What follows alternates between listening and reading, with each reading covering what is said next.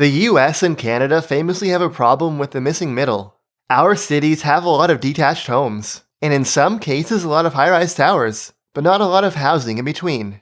Or at least, so the argument goes. There's just one problem. It's not entirely true. There is something deeply wrong with our housing system in English North America, but the missing middle might not be the best way to describe it. We don't have good data from the US, so let's focus on Canada's 5 big metro areas: Toronto, Montreal, Vancouver, Ottawa-Gatineau, and Calgary. Here are the percentages of households that live in a detached home, which is lowest in Vancouver and highest in Calgary.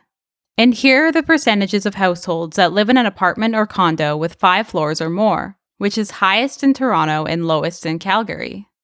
The remainder could be called missing middle, but based on this, it's not actually very missing.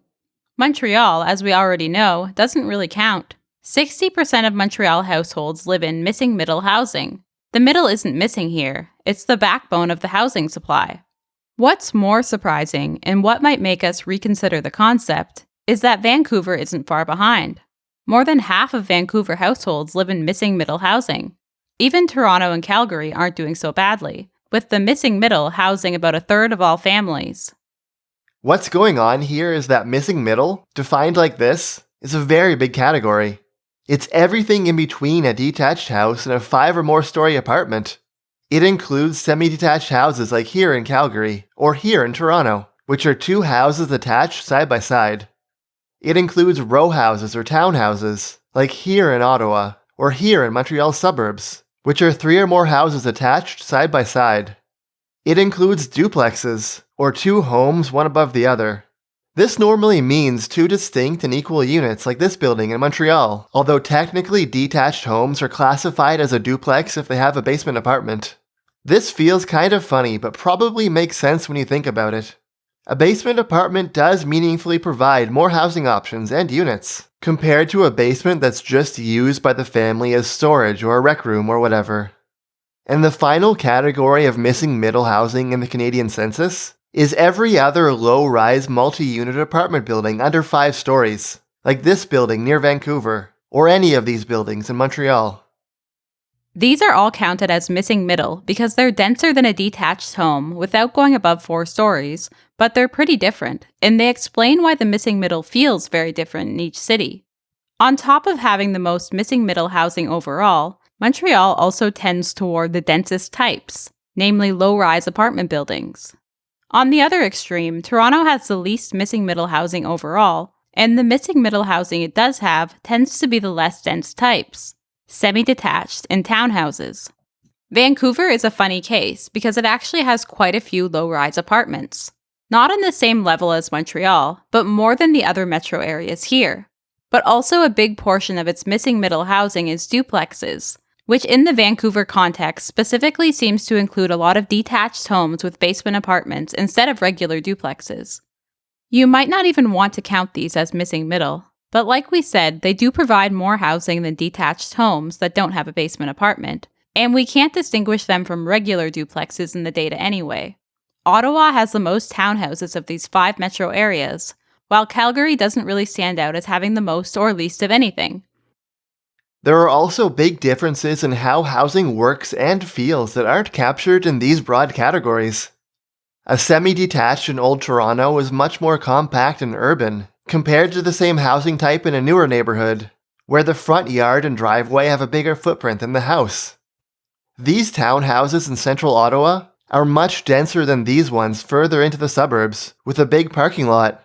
One of the reasons a place like Montreal, or Chicago, Philly, and Boston for that matter, feels very urban is that on top of having a lot of missing middle housing, the neighborhoods are built compactly, with buildings attached on the side, or at least pretty close together, and not having large lawns, setbacks, driveways, or parking lots. So far for these 5 cities, we've been looking at the entire metro area, including the older central neighborhoods. But even if we focus on newer suburbs that grew up in the post-war era, the missing middle doesn't exactly apply like people commonly think. In Canada, a suburb of Ottawa, almost a third of all households live in townhouses.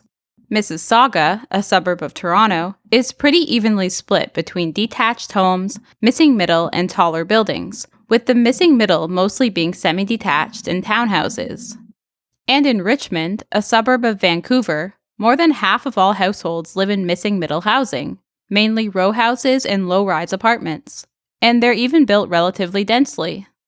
Going by households or population, missing middle is actually the main type of housing here.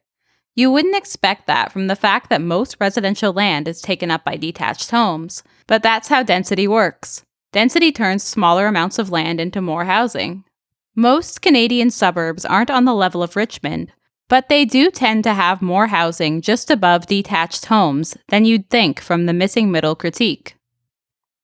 In other words, the missing middle might partly be a question of perception. Detached homes take up a lot of land, and that's really hard to miss. High-rise towers are really visible from far away, so they stand out too.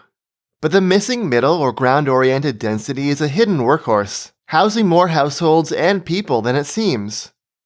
The fact that the missing middle is a bigger part of our housing stock than it seems, especially when you look at households or people rather than buildings or land, definitely is not meant as a defense of our cities and suburbs on housing policy. If anything, it's a testament to the power of density turning less land into more housing. We still have an awful housing crisis, and everything points to the main culprit being dysfunctional, NIMBY-fueled politics at the local level, constantly fighting new housing. And based on that feedback, I've asked for significant improvements to the plan. We've eliminated one of the 3 towers, in fact one of the tallest, and reduced the density on the site. But the missing middle framing is sometimes too simplistic. Semi-detached homes, townhouses, duplexes, and even basement apartments provide meaningfully more housing than detached homes on their own. And it's great for housing advocates to work to legalize more of them, but they're not exactly missing, even in most newer suburbs. If there's a middle to call missing, it's a bit higher in density and the level of low-rise apartments, although that still depends on the city and the suburb. Like we covered, Richmond, BC has a lot of them, while the suburbs of Toronto usually don't, like York Region for example.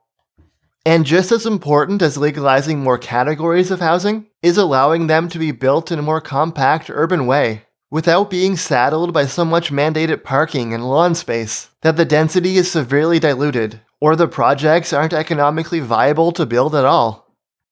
On top of this, in cities with bigger housing crises, especially near Toronto and Vancouver, thinking on the scale of the missing middle just isn't enough.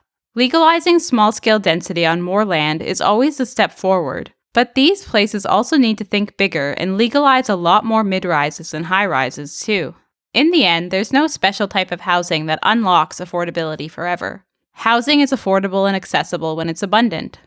Density is a really powerful tool that allows us to get a lot more housing from the same amount of land. Small-scale density is more effective than a lot of people realize, but higher-scale density is still even more powerful.